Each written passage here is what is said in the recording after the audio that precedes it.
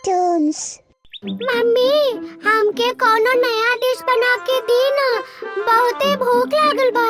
लड्डू दे देना मम्मी। ठीक बा बेटा, तनी देर तक रुक जा। तहार बुआ अब ते होखी है। अरे बा, बुआ आ रहल बाड़ी सच में। पिंकी, आज भाई दूज बा। बुआ पापा के तिलक करीहन और आरती भी करीहन। इतना बड़ा मजा आई मम्मी। बाकी मम्मी, हम केकरा तिलक करब? हमके भी आपन भाई के आरती करे के बा। बाकी हमार तो कोनो भाई ही नहीं खे। अरे हमार बच्ची, नाराज मत होवा। चला, बहुत काम बा हमके। तू तब तक बाहर खेला। बाकी पिंकी उदास हो गईले। पिंकी बाहर आके आंगन में झूला झूले लागल। कुछ देर में पिंकी के बुआ आ गईलन। आपन बुआ के देख के पिंकी उछल पड़ली।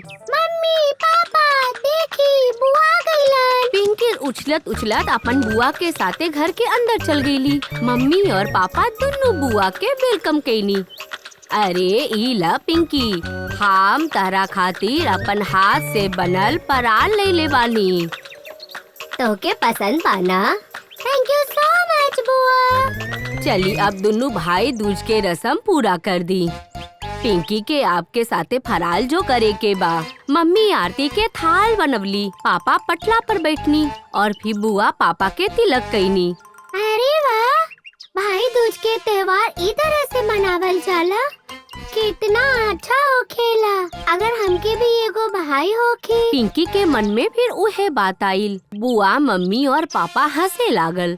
पिंकी अपना बुआ साथे सेव, चकली, चूड़ा, लड्डू सब खइले बहुत चाव से। और फिर उहे ख्याल में खो गईली कि ओकर कोनो भाई नहीं खे और वो भाई दूज ना मना पाई और वो आंगन में चल गईली। दूसर तरफ गोलू के घरे भी ओकर बुआ आइल बाड़ी। गोलू अपन मम्मी से कहे लागल, मम्मी, हमके बहन काहे नहीं खेबा? होखत हमहू भाई दूज मनावती। मम्मी बुआ के आवे से इतना बिजी हो गईली कि ऊ गोलू के बात के जवाबे नहीं खे देली।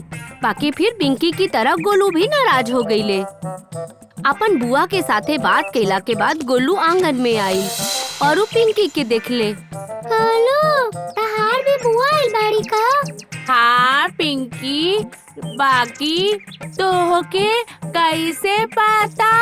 काहे कि हमार घर भी बुआ आइल बाड़ी। आज भाई दूज बना, त पापा के तिलक करे खातिर बुआ आइल बाड़ी। हाँ पिंकी, बुआ भी हमार पापा के तिलक लगौली। हम ये सोच रहल बानी कि हमार कोनो बहन काहे नहीं की। गोलू, हमार भी तो कोनो भाई नहीं खे।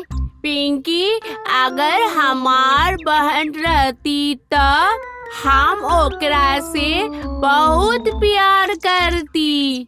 हमार कोनो बड़ बहिन भी नहीं खे बाड़ी और छोट भी नहीं। बड़ होती त हम ओकर चोटी खींचती और अगर छोट रहती त ओकरा साथे खूब खेलती। गोलू इमोशनल हो गईले। गोलू, उदास मत होवा। देखा, हमके भी भाई नहीं थे और तोके भी बहन नहीं थी। त काहे ना हम दोनों मिलके भाई दूज मनाई? यस पिंकी, ईता बहुत बढ़िया आइडिया बा। हम दोनों मिलके भाई दूज मनाई। पिंकी गोलू के गला लगा लेली और हैंड शेक करत कहली, हैप्पी भाई दूज छोटू भाई। ई तरह से पिंकी और गोलू एक दूसरा के बधाई देली। रुका गोलू, अभी भाई दूज की रस्म पूरा नहीं के भइल बा। अब का बाकी बा पिंकी? हम दोनों एक दूसरा के भाई बहन मान ले बानी। रुक जा, हम अभी आईनी। पिंकी दौड़त दौड़त घर में गईली और फिर ऊ अपन मम्मी के बनावल थाल के ध्यान से देखली और ऊ में राखल सारा चीज के नोटिस कैली।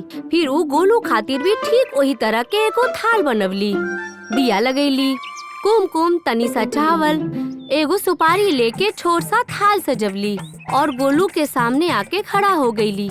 ई का पिंकी, तू हमार खातिर आरती के थाल सजवले बाड़ू? हाँ गोलू, ये देखा मम्मी भी ठीक इहे तरह थाल सजवले बानी। तभी था बुआ पापा के तिलक कईनी और आरती भी कईनी। अब हम भी तो के तिलक लगाई और आरती भी करब। गोलू झूला पर बैठ गईले। पिंकी गोलू के तिलक लगवली, बड़ा प्यार से होकर आरती उतरली। अब हो गईल भाई दूज की रस्म पूरा। गोलू के आँख भर आइल। Thank you so much Pinky, हमके बहुत खुशी भइल। हमके एक बहन मिल गईली। हमार पास अभी तो के देवे खातिर कुछो नहीं खे। अरे रहे दा, हमके कुछो नहीं के चाहिए। हमके भाई मिल गईल, ये हमार खातिर बहुत बा। चला हम दोनों मिलके लड्डू खाइल जाए। हम अभी तोरा खातिर और अपना खातिर लड्डू लेके आवत बानी। पिंकी के का दी? गोलू अपन दिमाग दौड़वले। तबे ओकरा एगो आइडिया सूझल और वो अपन घर में दौड़त दौड़त चल गईले। पिंकी गोलू खातिर लड्डू लेके आईली, लेकिन वो देखली कि गोलू तो ओजा बैठले नहीं खेबा। अरे गोलू बेटा, का कर रहल बाड़ा? गुल्लक से पैसा काहे निकाल रहल बाड़ा? बुआ हमके आपन बहिन खातिर तोहफा खरीदे के बा, एही खातिर कुछो पैसा के जरूरत बा। अच्छा, लेकिन तहार कौन बहिन बा? गोलू आपन धुन में गुल्लक से पैसा निकाले लागल। एजा बुआ सोच में पड़ गईली। गोलू भाग के स्टेशनरी के दुकान पर पहुँचल और वो पिंकी खातिर एगो कार्टून कैप वाला पेंसिल खरीद ले। अरे वाह, ई पेंसिल तो बहुत ही ज्यादा बढ़िया बा। पिंकी के ई तो बहुते पसंद आई। अंकल, आप एकरा कलरफुल पेपर से पैक कर दी। ई हमके आपन बहिन के गिफ्ट देवे के बा। शॉप वाला अंकल गोलू के बात मानकर पेंसिल के अच्छा वाला कलरफुल वाला कागज में पैक कर देले। गोलू पिंकी खातिर खुश हो गईले।